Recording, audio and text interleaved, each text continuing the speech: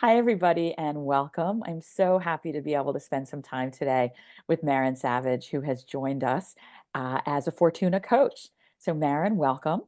Thank you so And much. I would love to get to know you a little bit. So, tell me, if you can, what is your top piece of advice for admissions candidates? Oh gosh, I have so much, I but know. I'll start with, I think, first and foremost, MBA programs, of course, want to see high impact. And I think that makes people very nervous. They think, oh, what's my impact?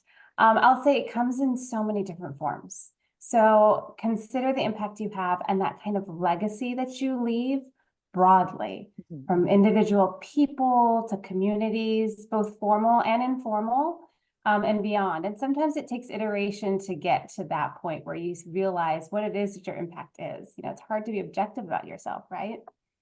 And then I'd also say that in the midst of doing that, don't be afraid to really dig deep here as well and bring in that personal side. So reflecting on and really expressing what inside drives you in that just relentless pursuit of your goals could really help differentiate you. I agree Yeah. with you. I think that when I talk to students that are considering applying, and they don't necessarily realize what does, and as you said, like what is impact? Like, does that Mhm. mean at my work? Does that mean at home? And they Yeah. sometimes you kind of almost have to have these conversations. You're like, what about that thing that you did? Like Oh, that, yeah. almost like I Yeah. see it, you probably don't see it about yourself. Absolutely, Judith. It's like Yeah. conversations where you can be in conversation number five, and they're Yeah. like, "Oh, and I just came from this thing," and you're like, "Wait, Oh. what?" We should talk about that, right? It's those things that you just live with every day that you're like, "Oh, I didn't realize," because you didn't go through the Exactly. process of quantifying it and Right. expressing it on paper and really pulling it out. So And it's that's what's iterative. so great about this process, right? Really taking that time to like say, okay, I'm going to like lay it out there and see what we got. Yeah, yeah. Create space for that. Yeah, it'll come. So this is kind of a funny question, but what Mhm. do you think is your coaching superpower? If you were to say to me, yeah, this is something I got in my back pocket and I pulled Yeah. out. Well, again, I mean, going on this point of it's hard to be objective Yeah, about oneself. of course. What I heard from others is that I've supported admissions committees of a number of different highly selective institutions is pretty rare. Yes. So just through that, I've developed a very good understanding for what makes an application stand out in even the most competitive of pools. So, and that on top of, I've got years of industry experience, in small teams at small companies and Yeah. leading big organizations at larger companies and so on. But so this kind of good breadth, but also at a number of different places. And then I'll also share on a personal note, I've been told I'm a real patient listener and guide, as we were saying before about this iterative process. Mhm, I mhm. love creating space for that, for people to really identify who it is that they are. It takes time. I'm a Stanford GSB grad myself, and I was a very non-traditional applicant. So I was Mhm. fortunate that I had people who created space for me to really get a sense for, who I was and what I brought to the table. Otherwise, I would not have applied the way that I did. And I love that idea of making space. It's a very clear image in my mind of like just holding things at bay for a minute and allowing the person you're talking to or the candidate really like express what, not on a you must figure this out right now, but Yeah, taking a deep breath together and allowing them mhm, to express where they are in all of this, which that's right. I can see why people really appreciate that. Yeah. And then the more, as you said, the pragmatic piece about having been involved in these selective admissions Right, processes. right, Um, right. It's that little bit, and yeah. it's like the 1% or 2% of the sound bites that you're like, oh, we got to grab that. We got to put that on the paper. That goes to the top of our highlights list. That's our highlight reel. The highlight reel. I love that.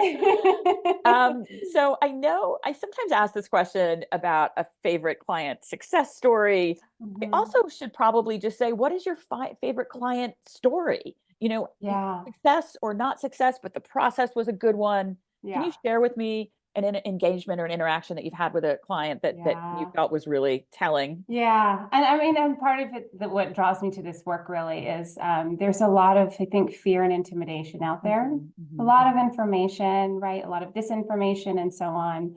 I had one client who was really intimidated by the stats and this acceptance rates Had a non-traditional, nonprofit public policy background. Didn't see himself as a real contender for his dream school.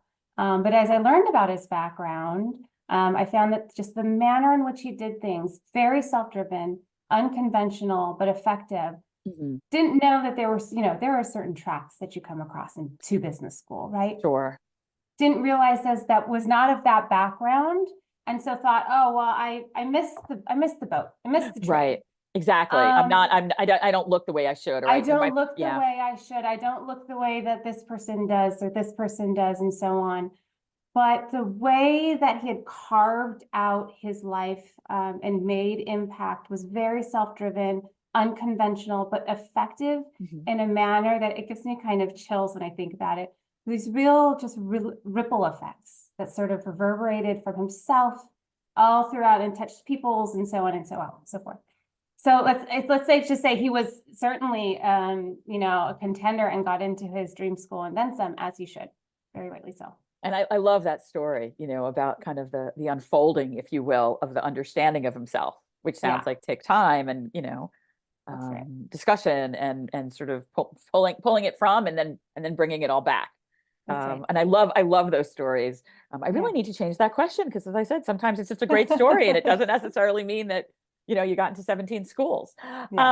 Why are you most passionate about coaching? And I think I know the answer, but if you could, that would be great. If it isn't clear with the goosebumps, I derive so much joy from supporting others in pursuit of their dreams. I think it's I've been there, I've been there before. I was a non-standard applicant when I applied myself, and never in my wildest dreams thought I'd earn acceptances to Stanford GSB, to HBS, to Wharton and the like.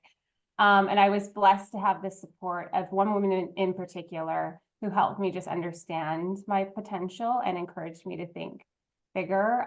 So this is sort of my way of paying that forward. It's, when you find something that you would do time and time again, you better keep doing it. So yeah, I 100% agree with you. And that's why we're so delighted to be able to work with you, because you have that energy and that positivity and possibility, right? That's what this is about. Like, what could possibly happen, and helping our students really feel good about themselves in the journey as well. Maren, it is such a delight to chat with you. I am so happy to have the opportunity to share a little bit about your background with our students and prospective students, and we look forward to seeing you again soon. Thank you so much.